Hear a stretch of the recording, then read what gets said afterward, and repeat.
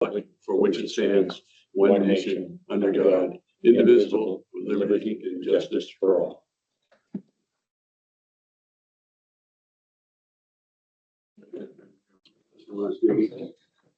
I didn't see anything. Jumped out at me. Non-public and public from June 2nd. Motion to approve. Motion, so moved. All in favor? Aye.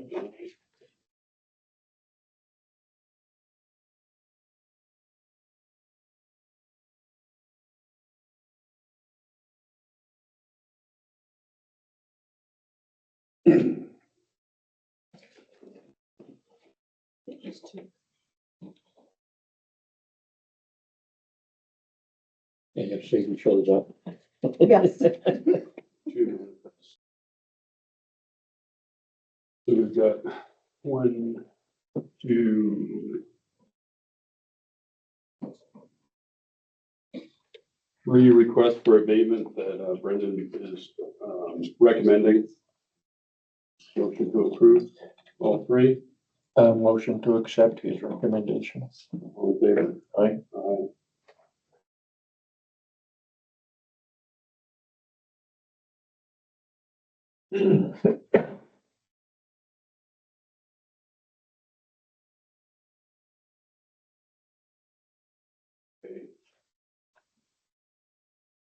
To not grant because of fine, Failure to supply the information. right.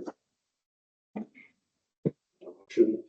Motion to accept Brandon's recommendation. Right?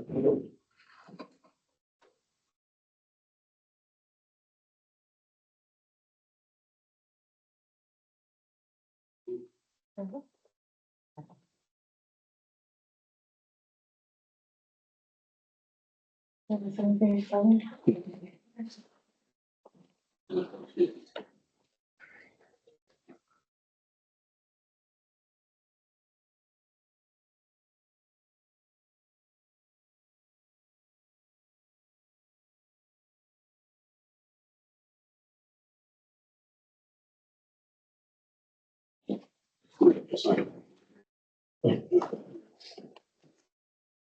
Then we have one to deny. She got paperwork in, but she makes over the finance number.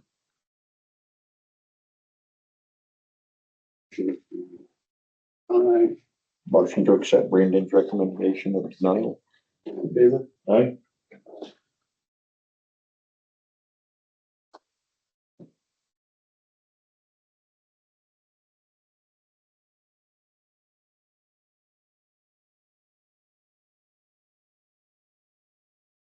And we got a solar exemption. Motion to accept that. Okay. Be very silent today. I'm sorry.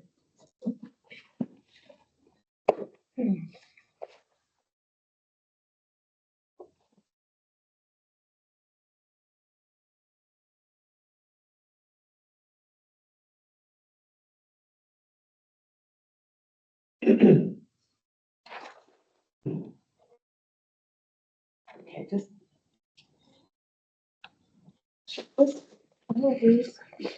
You checked her now. Yeah, so they never dropped out any of the paperwork to support the applications. Oh, that's very good. You're over. Thank you.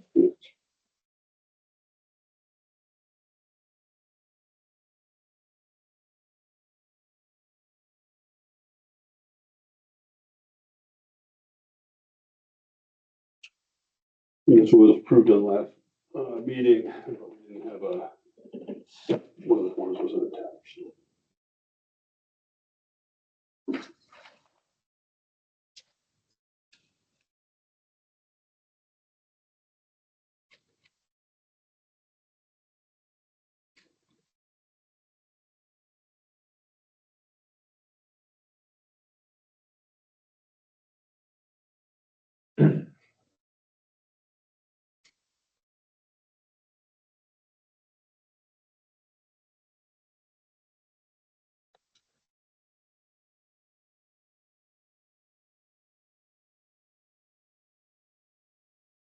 Just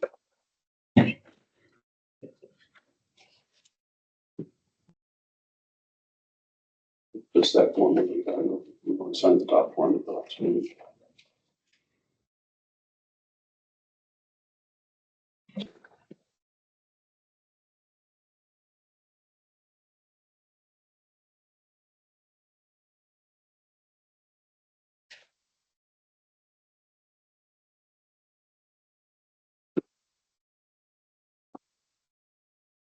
So a request at the last meeting was brought forward to serve wine and beer at the meeting house for a private party. The meeting house committee voted on it at their last meeting and approved it. And now it's up for the select board to approve as well. So. Any other issues that came up in that meeting, John? No? Okay. I'll move to accept the historic meeting house recommendation to allow it. Oh, I had. All in favor? Okay. Aye. You're up, Jack. Okay, I have a few things. I do have an amendment from HEB Engineering regarding Goose Pond Road. And this is an amendment that we've been anticipating. It flows from the need to do a lot more permitting and work replacing the 50 culvert, alteration of terrain permit. Also, we've got several stream crossing design and wetland permitting for that. And apparently we also have to do an archaeological survey of some sort. Yes. So that's, that amendment is for $397,850. And again, as we've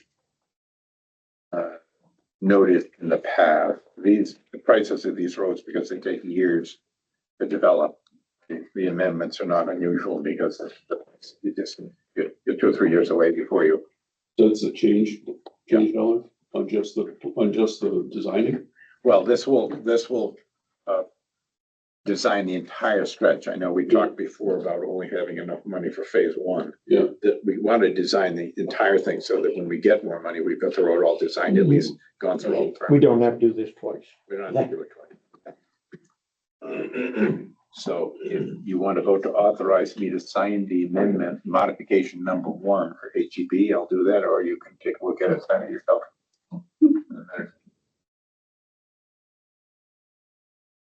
Remember what the original design number was? I We have that. don't have that. I know it's up around 3. So this is going from Route 4 all the way to full length. of Goose Pond. 300,000, I know the original. I'm sorry. This is going the full length of Goose Pond? Yes. Yep. And it's in my other book though. When you say full length, you mean? From Route 4 to. No, this is No, going from from the- Talbot Hill Road to the Hanover Town Line. Okay.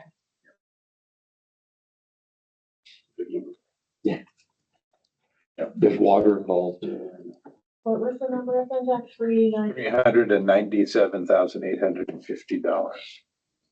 So it's a change of 97,000, 98,000? No. No, it's a change of $397,000. Oh, Yeah, you said double- additional. doubling it. Yeah, yeah. It's more than doubling it because the initial was 300? I think the original amount, I'm sorry, I didn't bring the other book because my notes are spreading out over more than one book. Was, I think the engineering costs were almost 700,000.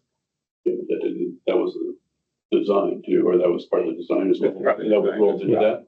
But what this was, we originally scoped it out that somehow we thought we could handle the 50 culverts. But that's never been possible.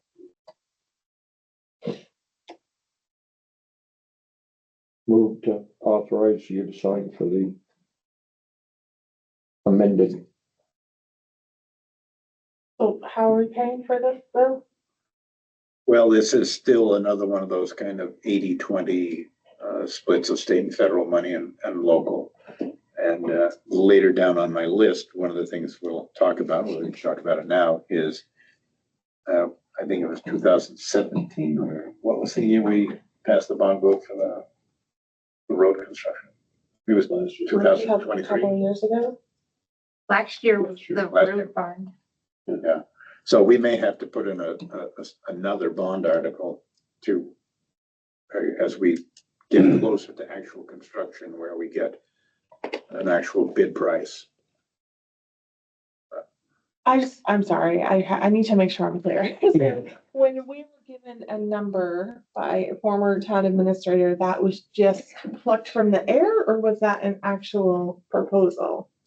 Is it, I'll say as a choice between category A and category B, it was plucked from the air. okay, Because the engineers had said a long time ago that it was gonna be more expensive than this number of 2.2 million and 1.7 that came forward. Remember, we had this discussion that, I Yeah, don't know we where that did. number came from. Yeah, we When I did, look but- back at the records from December from the engineers, there was a dialogue between the former town administrator and the engineers, and that isn't going to, would never have been enough money to do all of it. Then add in the additional alteration of terrain, wetlands, berm to 50 culverts, and so we're gonna see a so the change in, design costs increased because I think the original, prior to this modification, you were only designing the first half of the road, phase one. And there has been some change at the DES level on regulations. Because now every one of those, it can be under a blanket permit, but every one of those has to be listed. so we're gonna see an increase in how many different areas of this project? So engineering, design. Then what's next? Permits, that's going to increase as well? So that's part of That's part of this. That's part That of it. is, The only thing that will always be an unknown until this goes out to bid is the actual work is itself. the bids that come in and the price at that time. So that's all that would be left after this step, that we would That's, see a Yeah. doubling of cost, potentially? I don't recall that this engineering fee, this design fee is doubling, because I think the amount that you've already have under agreement was a lot more than this. The permits themselves, they had estimated, a conversation I had with them, just the permit itself was gonna be 300,000+. And that didn't include engineering. But we were not given the full figures. Because I talked with one of the engineers and we as a committee never received their complete list of numbers. And so the 50 culverts, when they're replaced, is when this goes out for bid way in the future? I mean, is that material included in that bid, or is that an additional Well, cost? that would be part of the bid package. It would be, okay. Mhm. Because there's so many culverts. I mean, we don't have the capacity with our staff to do that. It just was never realistic. For some reason or other, somebody thought that was possible, but 50 culverts is a lot of culverts. Mhm. And takes a lot of time. Now, these will then get done as the project gets going. They'll do it as the project gets going, and the contractor will just do it. That way, you'll have all the design, you'll have all the permits, you'll accommodate all of the culverts. It'll all be set in and all be part of the package. Because it's not just to dig a hole and throw them in, because any of them that have water in them, you have to replace them, what they call in the draw. You have to dewater that crossing by either a temporary pipe or pumping to put that in when you're within that setback of the lake. So Scott, as someone with a lot of knowledge about rebuilding roads and licensing and everything, you're comfortable with that engineering number? That's what you're gonna get, no matter who you talk to. None of them have gone down.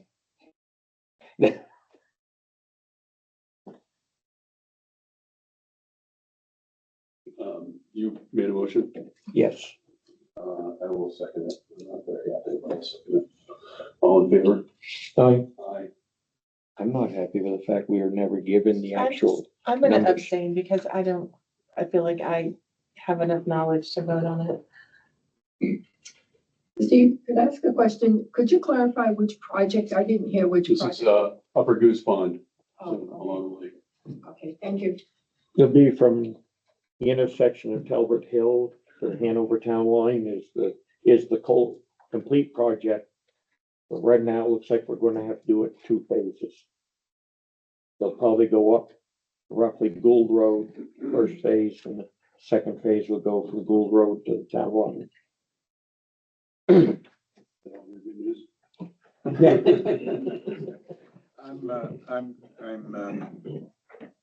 Yeah, so I'll get back to you later. As these projects ripen, we may have to go back to the taxpayers to see if we need more money. Again, the good news is most of this is federal and state dollars. Like there is a local portion. We know that. We've always known that. Right. We've always known that it changes just because it takes Mhm. years to get these things going, but we'll just bring you that news whenever it is. I'm gonna reach out to JP Chemical. We have a fairly continuing mouse problem down home in the library. And I'm gonna talk to them about an exclusion plan. And we also saw a pretty good sized rat coming out from underneath the building. I'm not sure that's useful. Yeah. So, in any event, just, I only bring that up just in case there's any history I should know about. In the course of traveling around to the various facilities, I've seen maybe half a dozen emergency generators. And I recall in my first tour of duty here, we hatched a plan to roll all the emergency generators into a preventive maintenance plan, so they actually worked. I haven't found one in town yet that anybody knows actually works. Now they may, but when I go and see them, I say, why does this look like this? Yeah. Does this work? Big crap. The answer is, I don't know. So I do think it's useful that if we're gonna have generators that we have some sort of PM on them. So I'll probably try to tee that up. We'll put that into the budget because it's not insignificant. I'll get I'll get names, a couple other outfits that, If you can recall who we reached out to 3 that's, I'll years ago, look up and see. that would be a little helpful.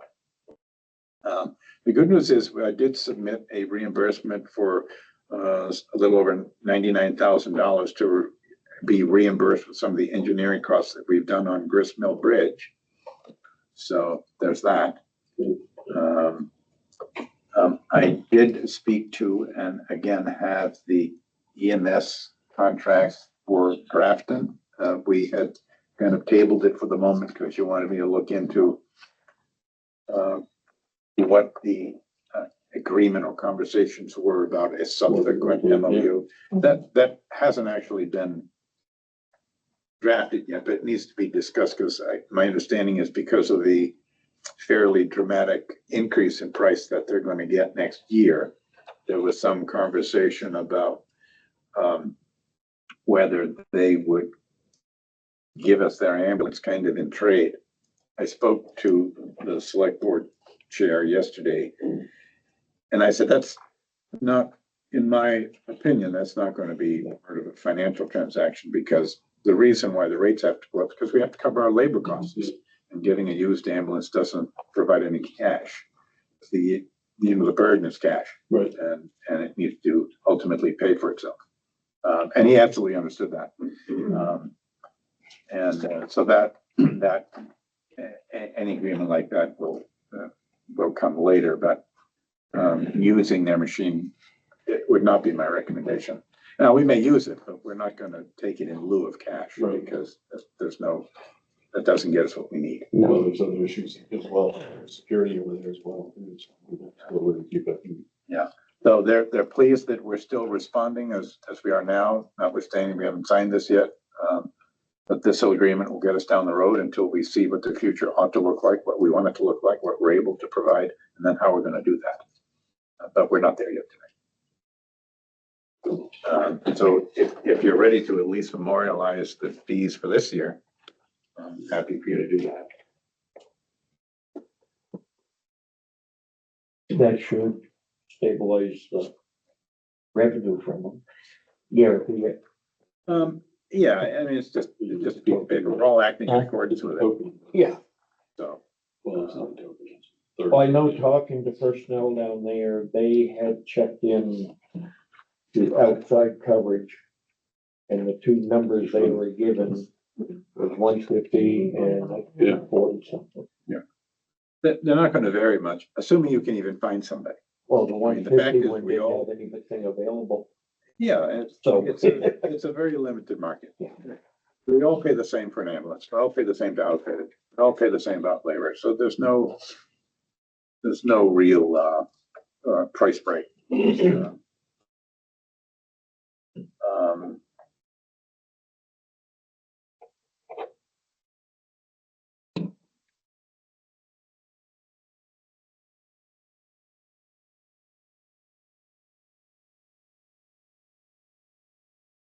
Um, we have, closed the door on our fire chief search. That application period ended yesterday. We have 16 applications. Some of those I've sent you out. I'm not expecting for you to read any of those yet, but I just want to give you a sense in case you want to look at the matrix. I would Yes, like that's get copies because when I tried opening it in my phone, it dumped it. I can't even get it back, so if I could get some, Well, what I can do, if you want, it's a little early, you don't have to, I can give you a printout of the matrix on ledger size paper. Yeah, You can that'll- actually read it. But what we'll do, with the chief and I, Chief Olson and I will do is we've got to go through and review them. We're meeting next Tuesday, to begin a review process, begin to narrow the field. Yeah. Try to focus in on the people most qualified so that we can try to get to a point of bringing 4 people forward. We're assembling a board of chiefs in the local area. So my goal is we'll have about 8 people on the interview panel. 4 of them will be fire and EMS personnel and 4 of them will be us folks. Okay. And that way we'll, the way I do it is we just have ballots and you write down, kind of you rank your people. And then you get your view of who the chiefs think are the best professionally in terms of fire and EMS. And then we get to decide who we think will be the best chief fit in the community, what sort of personality, communication, relationship with the board, that sort of thing. So that's a process that will take a few more weeks. The chief and I will probably do some pre-interviews with folks just from telephone. We want to make sure they understand the area, kind of what the salary range is, understand what some of the issues are, to see whether they just click the apply without really understanding what the job is or whether they're really serious and want to come to Canaan. Ultimately, I'd like to say maybe early August, we might be able to get to a point. Maybe late July, early August, and kind of my ultimate goal is to probably have somebody here by Labor Day. yeah, because depending on who we pick, what I was able to see on it, some of them have to travel to get here or do it via Zoom or something. We'll probably do some Zoom interviews preliminarily, but if they get down to a finalist and they don't want to make the trip here on their own time, Right. then they're probably not that serious. If they come back for a second interview, I usually suggest we pay for it because that's really what we want to get to a confirmatory thing. But first trip out, they're on their own for that Find out what their, expression of interest. And the other good news is I'll be taking a vacation from July 6th to July 14th. Good news for who? you get 3 days a week off as it is. I know. And then August 20th to the 29th. So subject to any questions, that's all I've got for you today. Any other business? Lorraine? Yep, so Lorraine Hennessy, for those of you who don't know me, I've been a resident in Canaan since 1972 and am a former certified firefighter many decades. So I definitely know my community. I'm finally able to make it to a selectmen's meeting tonight to ask a question about, publicly about Minden Road, the road that connected Regan Road and High Street. So I have a couple of questions regarding that. So my first question is, how is it that a town road could be discontinued without a town vote to decide whether or not a road shall be closed as per RSA 231-43? That's my first question. Okay. There was a recommendation from the highway department to improve the safety of that intersection and reduce the amount of time it takes to plow it in the winter. And it didn't seem to impact traffic flow at all, so that's what it was brought forward as a recommendation. So recommendation, but proper procedure wasn't followed per the RSA that is in place by the state of New Hampshire, so we just don't follow procedure. Well, I never knew it was called, it had an actual name, it was always been just Reagan Road, so. Well, it's Minden Road and, you know, it's not unlike Jog Road that was down on the town common. Again, another triangle situation with the monument in the middle of a triangle, and Jog Road was also a connector road between Parker Street and on the common lane. And that also didn't have a road sign and wasn't known as Jog Road per se, but many people who've been here a very, very long time know these roads by name. And that in the 2010 town report was handled appropriately. It went through the town vote, noted as Jog Road, and it was Article 10. And there's a nice write-up here for that article. It also included information about the monument that back in 1925 was supposed to remain in place for 99 years. And they also asked permission in this article to waive that and discontinue Jog Road. And it was voted by a town vote. So I also have a question about the triangle that was it's owned by the town. It has a hydrant on it and it has utility poles, etc., owned by the town. Who now owns the peninsula of property here? The town. The town owns it. So if it's washed out or there's an accident there or anything like that, the town is responsible for that. I don't know the answer to that, so. So it's the town that owns the peninsula. Correct. Okay. So how do we correct the fact that a town vote wasn't taken to discontinue this? Are we talking about the little 100 strip of Mhm. pavement that was taken out and some Yeah. sod put in? Yes. Just like Jog Road was a little bit of a road. And are we suggesting that 100 foot had a separate name than the other two roads that form the Not even intersection? 100 feet, so, I'm sorry? not even 100 feet. But Lorraine is claiming that that piece that came across in front of my property had a separate name. It was recognized as a town road. I mean, it was plowed and maintained and so forth, irregardless of whether anyone knew the name of it or not. It was a road and it had a name, so proper procedure really, you know. You're gonna take it harder on the swing when you take a right to off Reedville if you have a trailer. The goal again is to make it more of a squared up intersection from what Bob was telling us, so. And that was the real impetus behind it, so. When I worked on the Canaan Highway, I never had a problem plowing that section with a 6-wheeler with the wing down. I don't know what to tell you.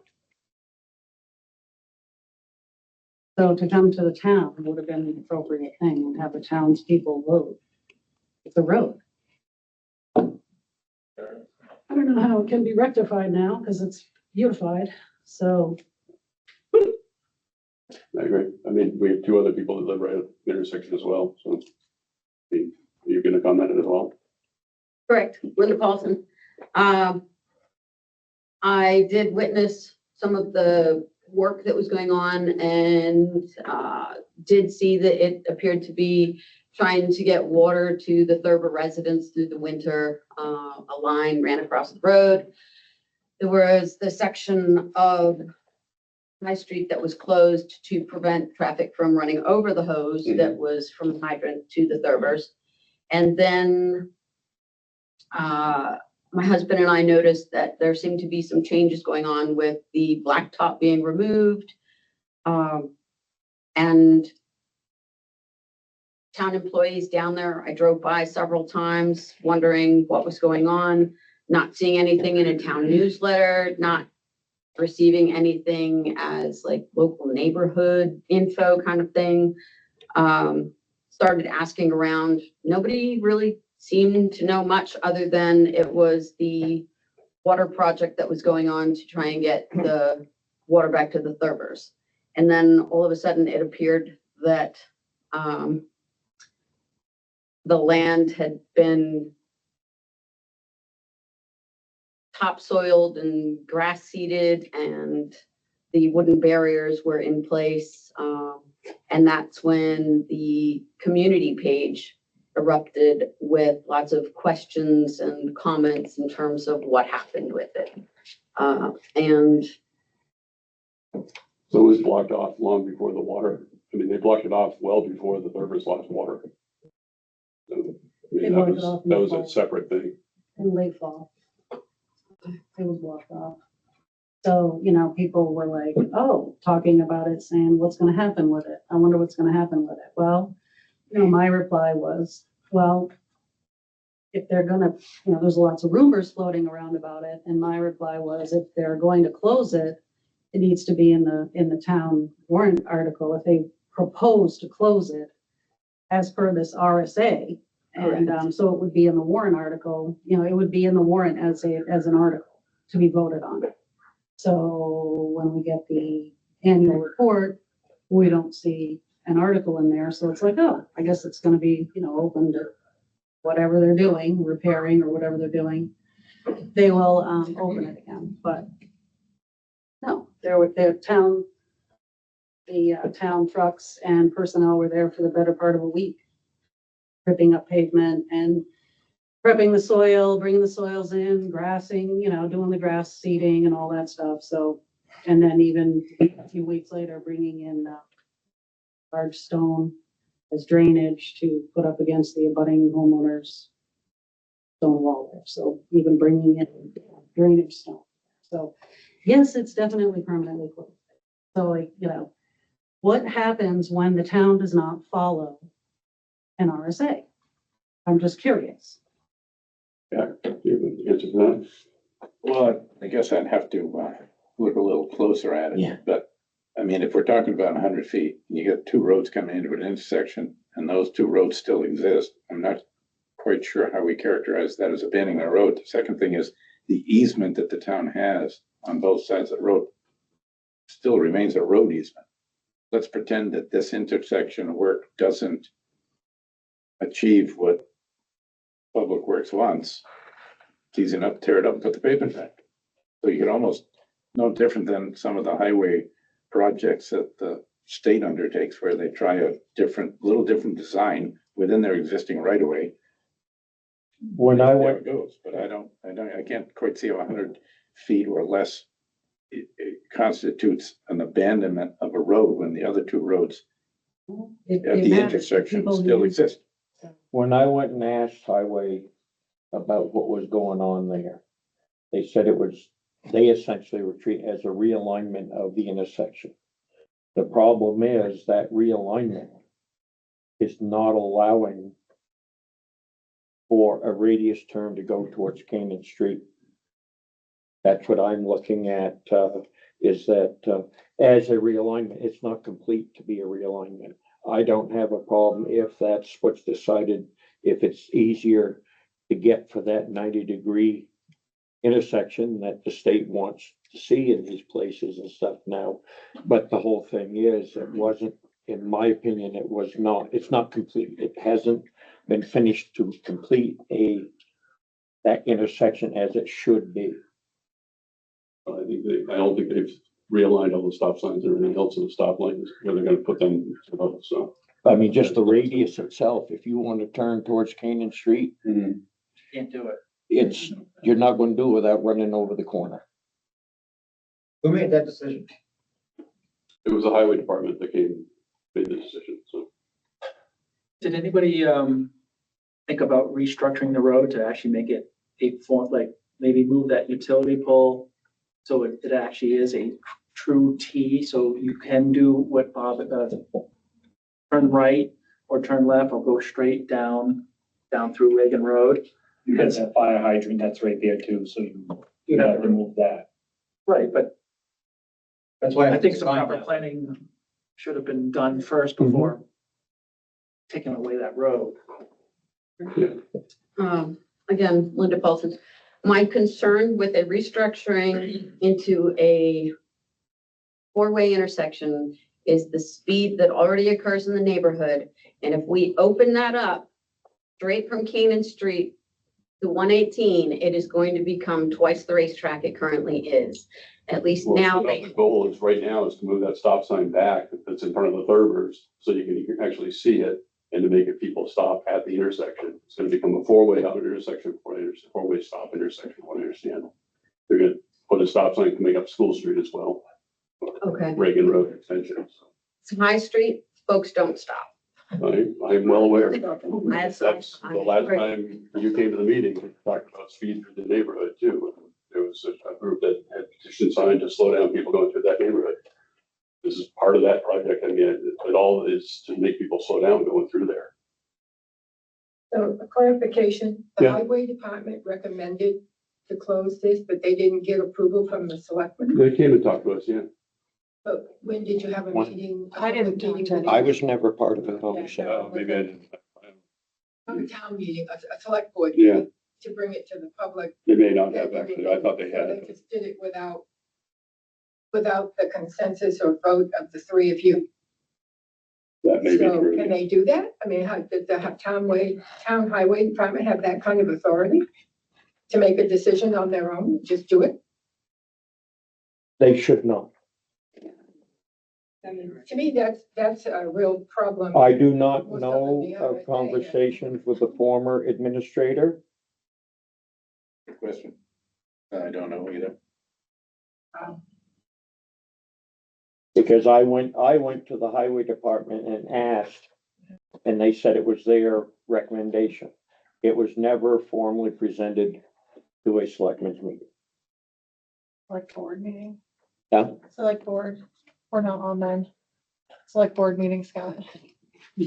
So remind me the names of these streets. it'd be Reagan Road and High Street. and High Street. And according to Lorraine Indian Road. And what is it, Minden? Minden. Lorraine, where, can you clarify where you located the information about the name of the road? You said you saw it It's in just a town record. known thing. I I'm think sorry? that it's just a known thing by several people here in town. I think when I moved here in 72, I think there was a road. Okay, I didn't know if you saw documentation. There wasn't for Jog Road either. I was kind of looking. I didn't dig really deep, but I did. I have never found any. That was always, when I was here doing highway work. Started around 1980 for the highway department. That was always Regan Road and High Street intersection. I don't know how you have three roads and there's not enough room. But either way, Irregardless of the names, it's the fact that, the alignment for Regan Road to the, down through to School Street, elementary school, that alignment hasn't changed. They're still gonna drive through there. The only way you're ever gonna stop that is what they do now is you, instead of having a straight through, you end up offsetting your intersection, which is also a pain to maintain. So that they have to come down, stop, turn, and then go down, but there isn't enough room to do that, but there is enough room if they wanted to realign that intersection to make it a fully usable intersection, because you've got, if nothing else, just your oil and propane trucks making deliveries right now cannot make that turn from Canaan Street up Reagan or the other way without going across the corner of that, which lawn.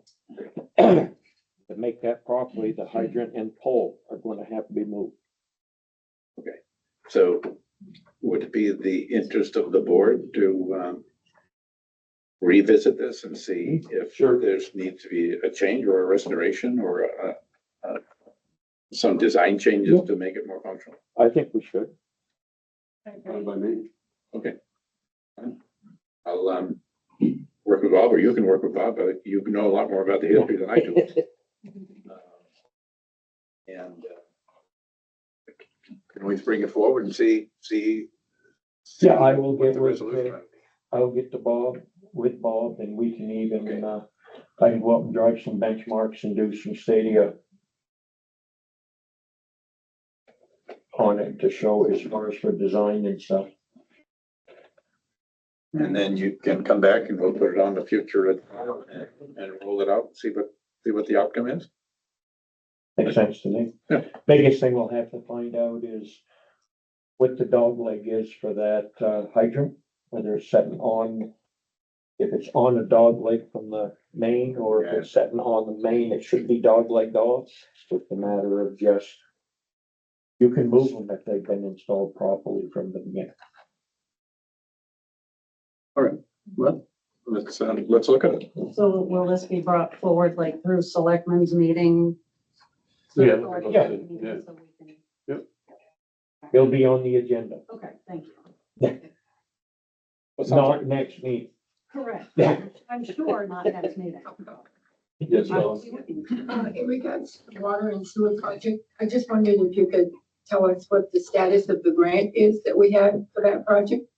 Yeah, the grant, I spent half a day last week with some state and federal officials. The money, Sheehan 1.741 grant is fine. That money is not gonna lapse. We went through kind of the history of accessing the funds through the program that was presenting obstacles. We think we've overcome some of those structural issues. I have located about 50 pages of history, so we're gonna try to reconstitute and have a fresh start of that. So we haven't lost the grant? No, we have not. Okay, No, there's no risk of losing that earmark. okay. So, Good, thank That's all you. good news, but we still have more work to do. I have a positive thing to report. Yeah. The Friends of Canaan Village, the work down at Depot Park to take down those 3 dead poplars, that work has been completed by Angus Gorman. And he built, using the stumps from those trees, he built some little benches down there. So we're hopeful to do a little more work down there in the future, but at least the 3 dead trees that were really at risk of falling on that apartment house, gone. So that's good news. The other part of that project is, though, as I spoke to Scott, when we first noticed it, we discovered, for lack of a better word, I don't know what these structures are down there, but there's like a pit that's about 3 feet deep. And I originally asked Angus to fill that in because it's a real danger to kids and other people. But Scott felt that we shouldn't have Angus do it, that the town should look into it so that they knew what material was filling it in. But it has, by the looks of it, Angus went down into it, and it looks like somebody has used it for a fire pit. So there's a lot of dead wood down there, and it's dry. We're in a drought. So it's a real, I believe it's a real risk factor for the town not to get that filled in immediately. So, I sent Bobby down. okay. He did not, where exactly is it down there? It's Well, I'll catch up with you. Yeah, I mean, I'm going down there Friday morning with Lynette Barner, she's the president of. Yep. And we're gonna, just take pictures of the work that's been done and then walk through, because Angus had recommendations for the trees that are down or leaning, that are a danger that he'd like to take down maybe next year. Down Time there are you- about 10:15, 10:30, if he wants to join us, I can show him exactly where it is. One of us will probably make it. Yeah. Okay, so we'll be there about 10:15, 10:30 Friday morning. If you reach out to Bob, he could probably join you. It might help him determine the material. Mhm. Yeah, because I didn't know I'm just filling in chunks of wood, not knowing what caused the hole. Yeah, it looks like it used to be a structure, maybe something to do with the railroad way back when. There's a few large cement structures down there, but this one is open. It's like an open pit. I've got a picture of it on my I phone. wonder if some sort of cistern or sinkhole or foundation that. So, It might have been foundation for when they used to have the sidings down there for the switches. Yeah, that could be. it could be Angus went down in to look to see if there was any way a child could get in there and tunnel under. And he said, no, it was closed off. There was no tunnel there. And so he thought, well, at least that's good. But yeah, so I don't really know what they were used for. Reg Barney would know. I say that a lot. Barney would know. thanks, Al. So 10:15 on this Friday? Yeah. Or tomorrow? And thank you to the Friends Group. And Yeah. once again, for all the things that you do for the village. We appreciate it. I have another question, regarding the post that went into the Canaan, New Hampshire Neighbors, Helping Neighbors, the hire of a water operator. And I had questioned on the page if that was, a new operator or an assistant, and hadn't seen a response to that. And while I understand personnel matters, et cetera, I think it's a fair question of whether we are hiring a new operator or an assistant operator and what that might look like in the budget. Well, we already have an assistant water heater, operator as well. So we have a they're both full-time employees. And, the rest of it is personnel issues, so. We're not adding a third position, if that's what your question is. Okay,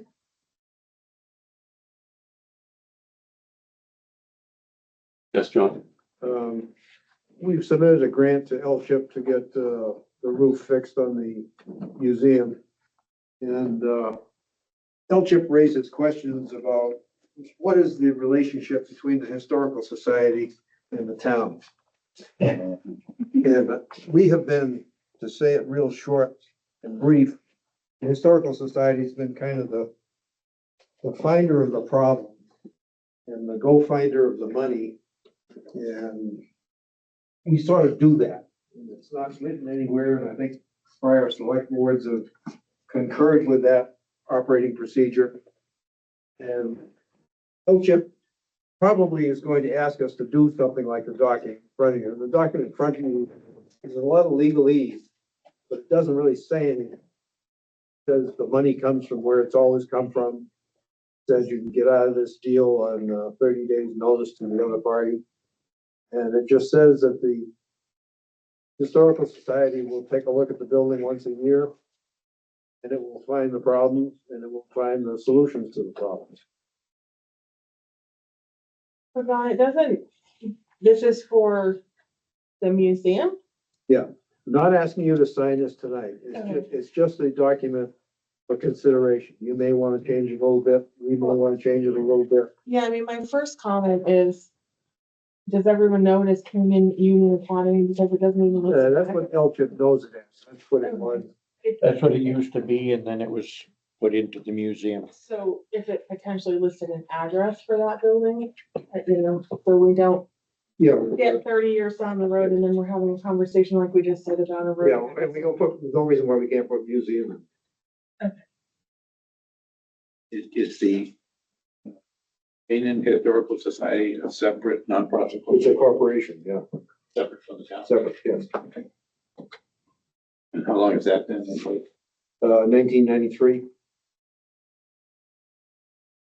And did the Historical Society exist in town before then? 193? Yeah, but it wasn't incorporated. But it was part of the town. Well, it's because we're all the same people. Yeah. It's always been real murky as to who's working for who and what, and you can't convince people. Today you're talking about this and your hat, what you're wearing is this hat. Stop thinking it's the other hat. It's very difficult, but we've always had people interested in the building. I understand. I'm just trying to understand the L-chip votes. Are they looking for a tighter nexus between the historical? They want to have somebody, to lean on. If things go south, they want to have somebody who they can lean on and somebody who's not going to be distorted by other concerns. If the town is the steward of the building, town has so many other problems like Goose Pond Road. There's a million problems the town has. And the society has very few problems, so the society can concentrate its noise on one problem. We have the squeaky wheel. Okay, What's But the it's- timetable on it, John, that you're looking? But, no, I don't think there's any urgency. Okay. You can consider it, and anything along these lines is fine. Is it something we should have Sean review? Or are you comfortable reviewing it, John? I'm comfortable, and John and I can chat offline about exactly what L-Chip's interest Motive is is on- hearing. And then we'll talk next meeting. And we can, The idea is to have a document that says something, but doesn't really bind you to anything. That doesn't sound very helpful. You said it's a lot of legalese that doesn't mean anything. Right. That makes people comfortable. Oh. So, yeah, we'll have Jack connect with you. well, do you want to email this to me as a Word document? Okay. Any other business? Yeah, Bob?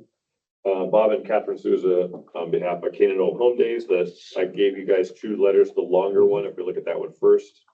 It's just the update on all the progress we've made and moving forward with Canaan Old Home Days. Thursday the 10th is going to be going in, and we know not to drive any stakes. They're using the weights again. The Cardinal Mountain School is taking care of the marking of the green and of it says cow flop. You could add drop there. I'm going to give Roger my copy in case he needs for any notes. I made one for everybody except myself. The event's Friday, July 31st through Sunday, August 2nd. We're putting together the program as we've done in the past with all the things that are going on all over the place, including the meeting house. Parade is Saturday, August 1st. The permits have been approved.